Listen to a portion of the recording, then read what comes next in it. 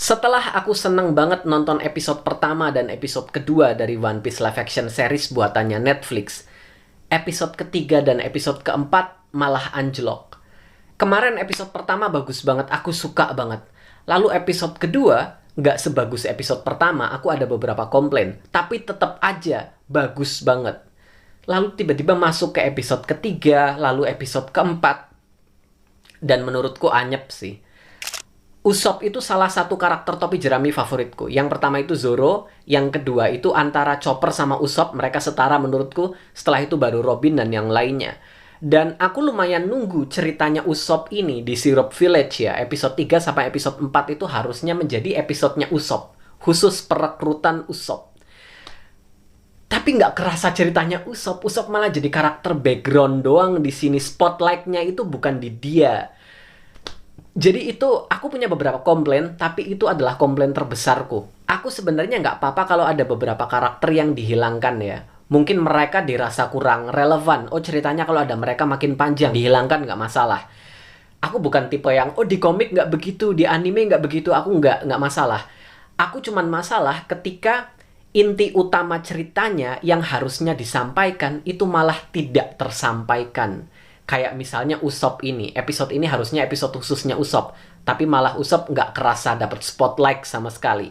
Beberapa karakter yang dihilangkan, malahan karakter-karakter yang membuat Usopp jadi bersinar.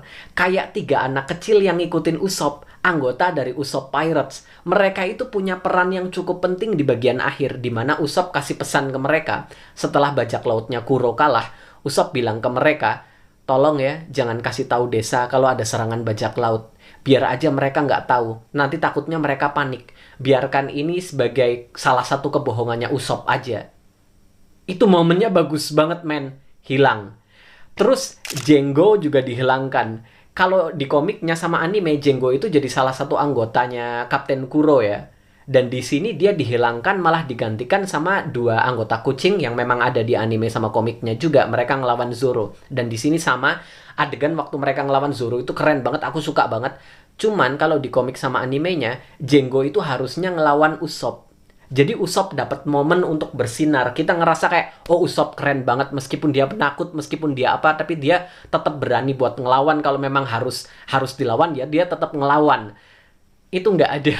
Kita nyaris nggak dapat adegan Usopp berantem di sini. Jadi waktu Usopp gabung jadi kayak, dia bisa apa? Dia bisa apa buat gabung ke kelompok kita? Jadi aku jadi ngerasa kayak gitu. Soalnya nggak ada momen di mana dia membuktikan kemampuannya, membuktikan kalau dia pantas bergabung ke kelompok topi jerami. Itu nggak ada, kosong. Paling cuma, oh dia bisa nembak jitu masuk ke panci. Dan aku juga ngerasa kalau mereka ngerasa kalau 2 episode ini kerasa lemah, makanya mereka sengaja masukin masa lalunya Zoro ke situ biar episodenya agak kerasa hype.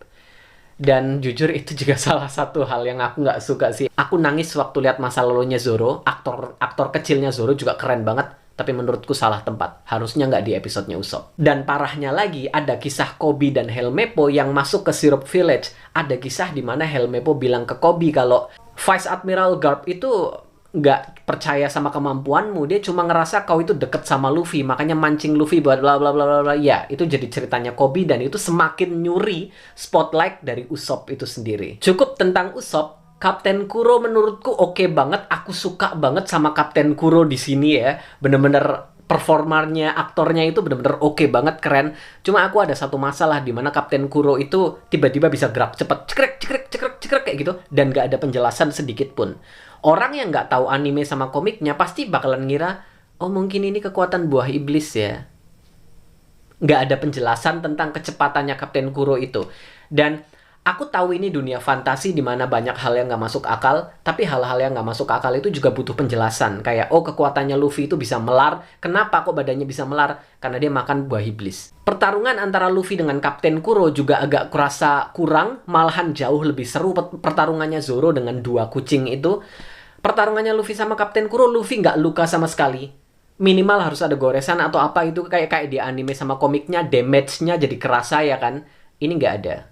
Tapi bukan berarti keseluruhan episode 3 dan 4 ini jelek. Seperti aku bilang tadi, aku suka dengan masa lalunya Zoro meskipun salah tempat. Aku suka dengan performernya Kapten Kuro, oke banget. Aku juga suka dengan nuansa horor yang ditampilkan di episode 3 dan episode 4 ini ya. Kita berasa kayak horor banget nuansanya, kayak thriller banget ya kan. Salah satu karakter yang aku suka di sini justru malahan Kaya. Aku suka banget sama Kaya. Waktu aku baca di internet ada yang bilang, kok Kayanya nggak cantik?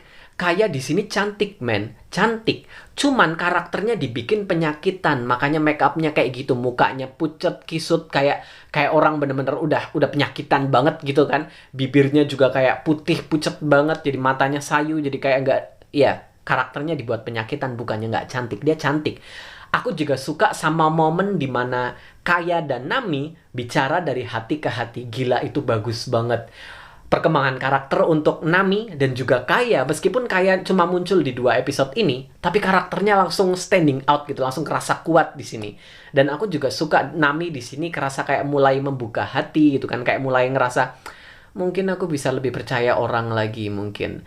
Lalu tiba-tiba ditutup ketika di akhir episode 4 Garp muncul, lalu Luffy ngaku kalau itu kakeknya. Aku ngerasa di situ Nami bakalan mulai percuma aku percaya kalau ternyata kaptenku ini Luffy ternyata juga nggak terbuka. Dia menyembunyikan hal besar kalau orang dari Angkatan Laut itu ternyata kakeknya. Jadi itu bagian dari perkembangan karakter Nami yang cukup bagus di situ. Aku suka pidatonya Luffy waktu di meja makan. Aku tergugah loh bahasanya Luffy yang disampaikan di situ dan ekspresinya Kaya yang kayak bajak laut. Awalnya takut-takut kayak gitu, terus tiba-tiba waktu Luffy ngomong dan segala macam, nyebutin tentang mimpinya, tentang petualangannya dan segala macam, si Kaya kayak ekspresinya bagus banget. Kayak kagum, kayak aku suka banget bagian itu. Dan salah satu hal yang paling aku suka di sini yang memberikan harapan ke season-season selanjutnya kalau misalnya dilanjutkan, yaitu kematian karakter Mary.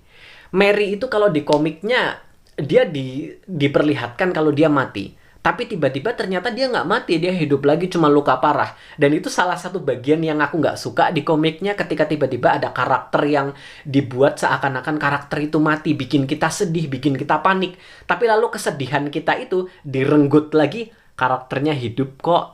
Ada banyak banget bagian-bagian kayak gitu di ceritanya One Piece. Dan salah satunya adalah kematian Pell di Alabasta ya. Itu salah satu kematian yang dia kena bom dan itu benar-benar tragis banget, bikin sedih banget, bikin aku nangis banget. Lalu tiba-tiba di bagian akhirnya ternyata dia masih hidup. Itu aku kurang suka. Jadi bagian kematiannya Mary di sini ketika ditunjukkan kalau oh Mary-nya ternyata tetap mati sampai bagian akhir, Mary-nya tetap mati. Itu bikin aku kasih harapan kalau mungkin kalau season 2 dibikin, karakter Pell mungkin bakalan tetap dibikin mati. Mungkin karakter-karakter lain juga bakalan tetap dibikin mati. Nggak ada fake out death lah istilahnya lah ya. Aku kurang suka bagian itu. Ratingku untuk episode 3 adalah 6.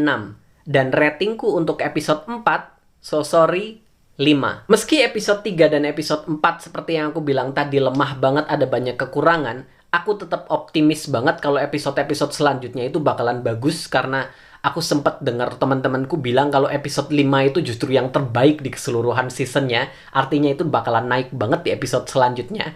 Lagi pula episode pertama dan episode kedua itu memang bener-bener bagus banget. Mungkin ini memang bagian yang paling kurang di season 1 lah. Aku harap kayak gitu ya. Oke, terima kasih banyak buat kalian yang udah nonton video ini. Sampai jumpa di video-videoku yang berikutnya. Bye-bye.